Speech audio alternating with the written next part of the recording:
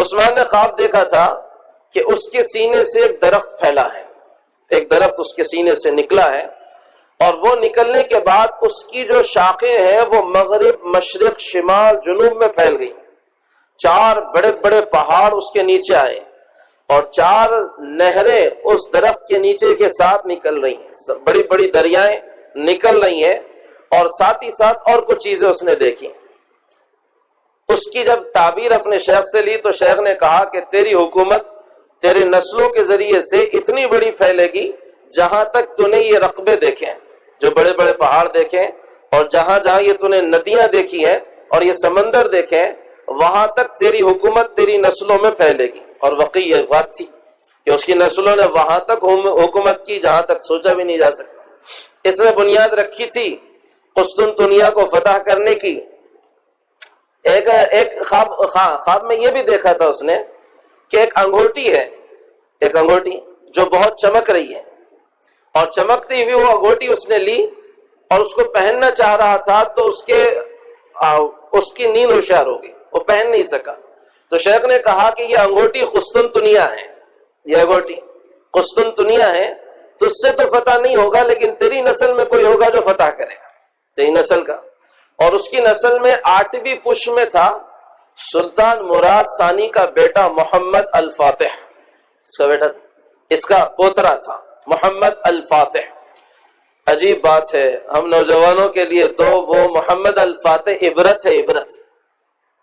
محمد الفاتح نے بازنطینی حکومت چلتی تھی قسطنطنیہ پر، اور قسطنطین نامی ایک بادشاہ نے قسطنطنیہ کا قلعہ بنایا تھا، اور 1000 سال اس قلعے پر گزر چکے تھے، اس قلعے کو کوئی فتح نہیں کر سکا تھا۔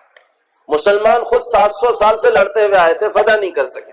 حضرت معاویہ سے لے کر یہاں ماضی قریب تک یعنی علب ارسلان نے بھی اس کے لیے کوشش کی تھی، لیکن فتح نہیں کر سکے، واپس جانا پڑا، سب کو واپس جانا۔ 1000 سال سے زائد عرصہ گزر چکا تھا، قسطنطنیہ فتح نہیں ہوا تھا۔ 22 سال کے محمد الفاتح نے کام کر کے بتا دیا، صرف 22 سال کا محمد الفاتح صرف 22 سال کا تھا جب اس نے قسطنطنیہ فتح کیا۔ اور میں جو کہہ رہا تھا، ایک مجھے بڑا تعجب ہوتا ہے علب ارسلان پر کہ اس نے 15,000 کے لشکر کو لے کر جو ملازگرد میں 1.5 لاکھ سے ٹکرایا تھا اور ان کو چنے چبوا دیے تھے۔ اور ایک مجھ کو تعجب ہوتا ہے محمد الفاتح، یہ بہت عجیب آدمی تھا۔ اس نے جو کارنامہ کیا ہے نا، دنیا کی تاریخ میں کسی نے وہ کام نہیں کیا۔ چلو اس کا ایک واقعہ، اس کے استاد تھے شیخ کرمانی، ان کا نام تھا۔ قرآن کی بات چل رہی ہے تو ان سے بھی جوڑو۔ سلطان مراد ثانی نے بہت سارے استاذ اور اتالیخ محمد الفاتح کو قرآن اور تعلیم کے لیے متعین کیے تھے، لیکن یہ سب کو بھگا دیتا تھا، سب کو، کسی سے پڑھتا نہیں تھا۔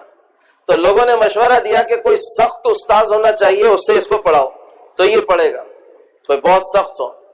تو مراد ثانی نے، شیخ کورمانی تھے، ان کو ایک ڈنڈا دیا، اپنا ڈنڈا، اور کہا کہ میرے بچے کے پاس جاؤ، اور اگر وہ ناٹک کرے پڑھنے میں تو اس سے مارنا اور کہنا تیرے باپ نے یہ ڈنڈا دیا شہزادے کو مارنے کے لیے، تیرے باپ نے۔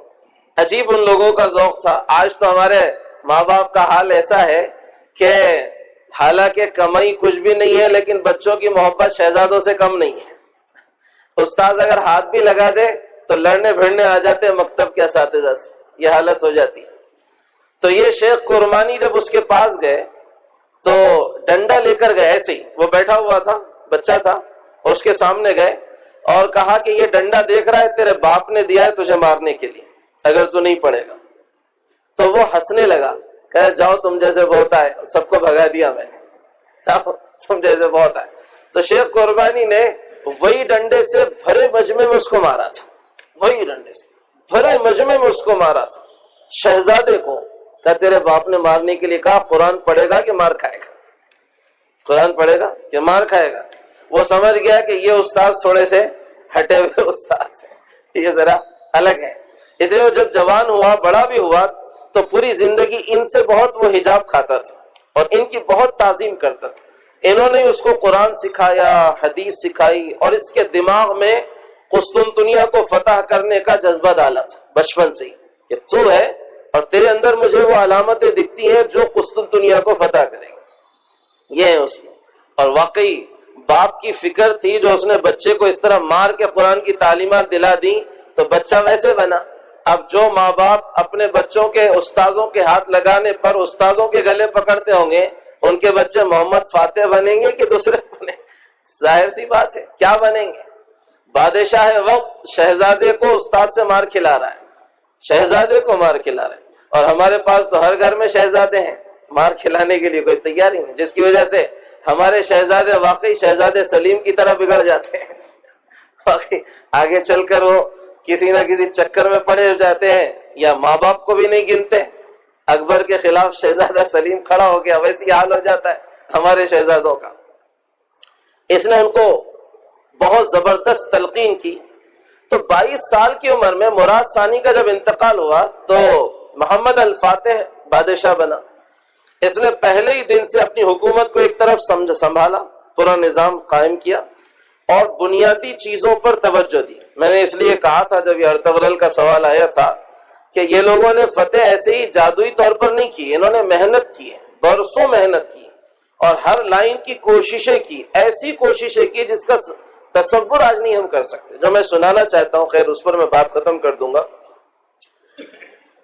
محمد الفاتح نے ایک عیسائی کاریگر کو بلایا قسطنطنیہ سے، اندر سے بلایا جہاں اس کی قدر نہیں ہو رہی تھی، اس کو بلا کر کہا تو ایک توپ بنا زبردست، اور ایسی توپ بنا جو قسطنطنیہ کی فصیلوں کو توڑ ڈالے۔ قسطنطنیہ کی 3 فصیلیں تھی، 3 فصیلیں، عجیب و غریب اس کا لوکیشن جو تھا وہ 3 طرف سے سمندر میں ہے اور ایک طرف سے زمین ہے، اور جہاں سے زمین ہے وہاں جو فصیل ہے وہ تین فصیلیں ہیں۔ ایک فصیل کی چوڑائی ایسی ہے کہ اگر کھڑے میں ایسے آدمی کو لٹائیں ایک فصیل میں تو 10 سے 20 آدمی ایسے کھڑے میں ایک کے اوپر ایک لیٹ جائیں، اتنی موٹی فصیل ہے۔ 60 فٹ کی جو ہے نا ایک ایک فصیل کا رقبہ پڑھنے میں آیا، ایک ایسی موٹی تھی، اس لیے فتح نہیں ہو پاتی، اور 3 طرف سے سمندر ہونے کی وجہ سے ادھر سے حملے بہت مشکل تھے۔ پھر اس کا جو شیپ تھا وہ پہاڑ پہ ایسے، اور اس کے سمندر کا جو شیپ تھا وہ وی ٹائپ تھا، ایک طرف سے ابنائے فاسفورس تھی اور دوسری طرف سے گولڈن ہارس تھی۔ تو جہاں سے عام سمندر کے آنے کا راستہ تھا وہاں پر، اور قسطنطنیہ میں داخل ہونے کا راستہ تھا، وہاں انہوں نے زبردست لوہے کی چین ڈال دی تھی۔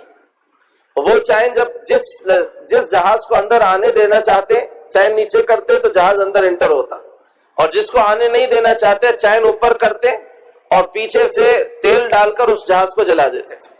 ایک طرف سے تو قسطنطنیہ یہاں سے داخل نہیں ہو سکتے، ادھر جو زمین کا راستہ تھا وہاں یہ سرحدیں تھیں، اور جہاں سے دوسری طرف سے یعنی جو گولڈن ہارس تھی وہاں سے داخلہ بھی ممکن نہیں تھا، کہ وہاں سے بھی مشکل ہوتا تھا جانا، وہاں سے جانے میں فائدہ نہیں تھا، وہاں پر پھر چوکیاں تھی۔ محمد الفاتح نے توپ بنوائی ان فصیلوں کو توڑوانے کے لیے۔ دنیا کی سب سے بڑی توپ اس نے بنائی ہے، دنیا کی سب سے بڑی توپ جس کا وزن 100 ٹن تھا، اس کا وزن 100 ٹن وزنی توپ تھی جو بنائی گئی تھی۔ اس سے گولہ جو مارا جاتا ہوگا کیا حال اس کا ہوتا ہوگا، اور یہ 100 ٹن وزنی توپ بنا کر پوری تیاریاں کر کر وہ قسطنطنیہ کی طرف گیا تھا۔ اب جب گیا تو جو صورتحال سامنے تھی وہ تھی، چاروں طرف سے یہ لوگ سیف تھے۔ اس نے جو بنیادی کام کیا، میں زیادہ تفصیل میں نہیں جاتا، ایک بنیادی بات جو مجھے اس کی سمجھ میں آتی، جو کارنامہ محمد الفاتح کا ہے واقعی وہ کارنامہ ہے، اور انگریز مورخین نے تک لکھا ہے کہ اس کارنامے کی وجہ سے محمد الفاتح کو ہم سکندر یونان پر بھی سبقت دیتے ہیں، سکندر سے بھی بڑا فاتح یہ رہا ہے۔ اس کا کارنامہ کیا ہے؟ گولڈن ہارس سے اس کے جہاز جب قریب آ گئے تھے، اصل جہاز کو داخل ہونے کے لیے راستہ وہ تھا جہاں چین لگی ہوئی تھی، وہ چین کے راستے سے داخل ہونا ممکن نہیں، جہاز اس کے خراب ہو رہے تھے۔ 400 جہازوں کے ساتھ یہ آیا تھا، بحری بیڑوں کے ساتھ 400 جہاز بنائے تھے اس نے، اور ان کے ساتھ یہ آیا تھا۔ کافی دن تک لڑائیاں چل رہی تھی، کسی طرح وہ چین کے آگے جانا نہیں ہو پا رہا، کہ وہی سب سے زیادہ بنیادی جگہ تھی جہاں سے فتح مل سکتی تھی۔ تو ایک دن اس نے اپنے سارے کے سارے فوجیوں کو جمع کیا، کمانڈروں کو، اور کہا کہ میرے ذہن میں ایک مشورہ ہے۔ کہا وہ کیا ہے؟ کہا میرے ذہن میں مشورہ یہ ہے کہ یہ جو وی ٹائپ دکھ رہا ہے نا، آپ یہ دیکھیں یہاں چین ہے تو آپ ادھر سے داخل نہیں ہو سکتے، اور یہی راستہ ہے جس سے کامیابی جلدی مل سکتی ہے۔ ادھر سے داخل ہونے میں آپ دور ہیں، ادھر کراس ہو رہے ہیں، اور یہاں پر فصیلیں آ جاتی ہیں۔ تو یہاں پر تو فوج کے لشکر کے جہاز آ رہے ہیں، لیکن جانا ان کو یہاں ہے۔ اس نے کہا کہ ادھر سے جب جانے نہیں جم رہا ہے تو میں یہ چاہتا ہوں کہ خشکی کے راستے سے کشتیوں کو چلا کر چین کے آگے کے حصے پر ڈالوں، خشکی میں زمین پر کشتیوں کو چلا کر چین کے آگے کے حصے پر اتاروں۔ یہ کوئی معمولی کام نہیں تھا اس زمانے میں، آج کی ذرا کرنے ورنے تو نہیں تھی اٹھا کے رکھ دو کوئی چیز۔ اس زمانے میں 70 جہاز تھے، 70 جہاز، اور یہ اس کنارے سے اس کنارے تک کا جو یہ راستہ تھا بیچ کا، یہ 7 کلومیٹر کا راستہ تھا۔ 7 کلومیٹر کا راستہ، چھوٹی بڑی پہاڑیاں۔ اس نے سب سے پہلے ساروں سے مشورہ کیا، سب نے کہا کہ یہ بہترین رائے کہ ادھر سے جائیں نہیں، ادھر سے خشکی میں سے چلا کے آگے ڈال دیں جہازوں کو، ادھر سے آگے ڈال دیں۔ اس نے کہا چلو سارے زمین کو پہلے ہموار کرو، پتہ بھی نہیں چلے ایسے۔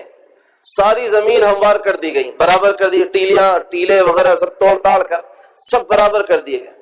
ویسے کہ جانوروں کو ذبح کرنا شروع کرو، جانوروں کو ذبح کر کے ان کی چربیاں نکالی، درختوں کو کٹوایا، یہ دن میں ادھر ادھر کام کر لیا، اور پھر اس کے بعد یہ تختوں کو جوڑ کر راستہ بنایا یہاں سے وہاں تک 7 کلومیٹر کا تختوں کا راستہ، اور تختوں پر چربی ملی تاکہ چکنے ہو جائیں۔ اور اس کے بعد ایک رات کے اندر یہ سب ہو رہا ہے، ایک رات کے اندر، یہ ہے تعجب کی بات اصل۔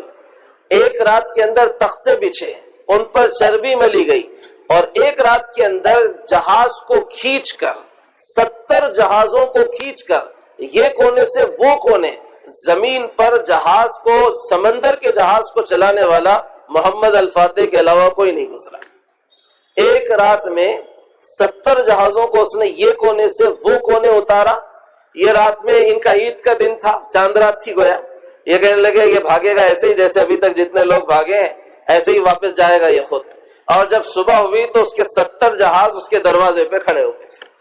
ایک رات میں 70 جہاز کو کھینچ کر یہ کونے سے وہ کونے، اور ایسا نہیں کہ صاحب منڈیر سے ادھر ڈھکیلنا ہے، صرف 7 کلومیٹر کھینچ کے۔ کیا ہوں گے وہ کھینچنے والے بھی، اور کیا ہوگا ان کا جذبہ بھی، اور کیا ہوگی ان کی ایمانی طاقت بھی۔